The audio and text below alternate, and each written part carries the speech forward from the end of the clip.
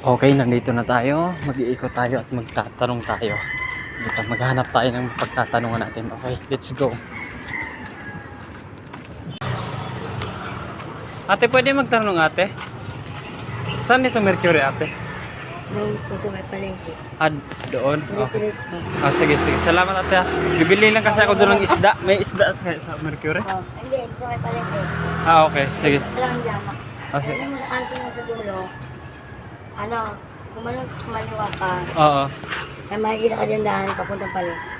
Sige. Salamat ha. Pero yung Mercury din nagbibinta ng isda. Siguro sila, no? Oo. Hindi. Mga... sige. Mercury, hindi. Mga ano lang mo, mga gamot, mga ano lang mo. Okay. Sige, te. Salamat ya. Ang isda din sa may palengke. Sige po. Sige.